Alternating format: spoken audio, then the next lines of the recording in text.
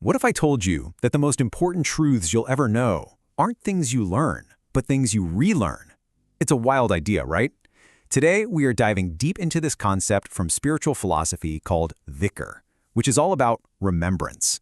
The whole idea suggests that maybe our biggest mission isn't to find new knowledge, but just to remember the profound things our souls have somehow forgotten.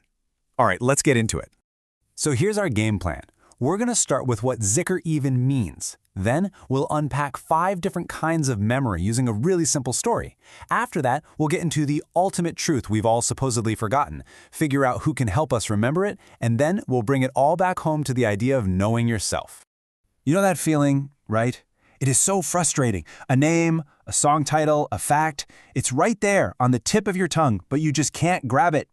Well, that super common feeling, it's actually the perfect doorway to understanding a much, much deeper kind of forgetting and remembering. Okay, let's get right to the heart of it. What exactly is dhikr? I'll tell you this much. It's way more than just trying to remember where you put your car keys. So dhikr literally translates to remembrance. But here's the detail that changes everything, the key that unlocks the whole concept. You can only remember something you already knew at some point. Think about it. You can't recall a piece of information you never learned in the first place. This one simple rule is the foundation for everything we're about to talk about. It suggests that the most profound knowledge isn't out there somewhere, but it's already inside us, just waiting to be dusted off. Now, to make this idea less abstract and more real, the source material gives us this great little story about a boy named Zaid. His struggle to remember a simple lesson is a perfect illustration of the 5 different ways that we remember things. The story is super simple. A boy named Zaid memorizes a 4-word lesson. Easy enough, but the next day his memory's a bit of a mess. He can only recall 1 word when he tries. Then, out of nowhere, a 2nd word just pops into his head. He has to think really, really hard to get the 3rd word back. But that last one, it's just gone. He has to go back to his teacher to get it. Now, believe it or not, each one of these little steps shows us a totally different form of dhikr. Okay, so form 1 is preservation, or hifz. This is just the basic act of learning something for the first time. It's Zaid on day 1, repeating his lesson over and over, locking it into his memory. You can think of it like putting a book on a library shelf. You can't check out a book that was never there to begin with, right? Next up, form 2, recall. This is the active hunt. It's us consciously digging through our mental files. This is Zaid on day 2, trying his best to pull out the lesson, but only coming up with that one single word. We do this all day, every day. It's that familiar mental search. Now, this 3rd one is where things get a little mysterious. It's called automatic return. This is that aha moment when a memory just appears in your mind, seemingly out of thin air. The source explains it poetically, talking about luminous atoms or conscious particles in our brain that, when they snap back into place on their own, the memory comes with them. This is exactly how Zaid's 2nd word came back, not through effort, but almost like a gift. Form 4, reflection, is the total opposite of that. If the last one was effortless, this one is all about the grind. It's that focused, concentrated effort to drag a memory back. The idea here is that deep thought actually awakens consciousness in the brain, forcing those luminous particles back into alignment to show you what you'd lost. This is the pure mental muscle Zaid used to get his 3rd word back.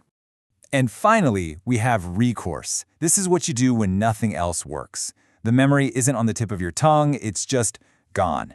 The only option left is to go back to where you learned it in the first place. For Zaid, that meant he had to go ask his teacher. Now, this 5th form, returning to the source, is absolutely crucial. It's the bridge to the whole deeper meaning of dhikr. Okay, so we've got Zaid's story in these 5 forms of memory. But let's be real, this isn't just about a kid forgetting his homework. This whole story is an analogy for something way, way bigger. So what's the ultimate lesson that all of humanity has forgotten? And here is where it all clicks into place. Zaid's forgotten lesson about 4 little words, that's a metaphor for humanity's forgotten lesson, a deep, primordial recognition of the divine. The idea is that every single one of us is Zaid. We're all walking around with this fundamental truth inside of us that's just slipped out of our conscious mind. And that brings us to this term, dhikr-e-ilahi, which means divine remembrance. But the goal isn't just to remember God like you'd remember a historical fact. It's to reach a state called marifat, a deep, brilliant recognition that, according to the source, our souls already have. It's not learning. It's remembering on a soul level. This entire concept is grounded in this specific verse. The teaching is that, long before we came into this world, every human soul was asked this very question, and every soul answered, yes, verily. And that yes wasn't given in confusion, it was given in a state of full, complete recognition. That's the memory that's now lying dormant inside all of us. So, the huge question is, if we've forgotten something that profound, how on earth do we get it back? If just thinking hard about it doesn't work, what's our recourse? Who is our teacher? Well, the source points us to a group known as the Al-Dhikr, which translates to the people of remembrance. They're described as the ones who carry the knowledge, the ones who are the living channels for this remembrance. Specifically, they're identified as the progeny of the Prophet. In our story, they are humanity's teachers. And boom, we're right back to Form 5, recourse. Remember how Zayd couldn't get that last word on his own? He hit a wall. He had to go to his teacher.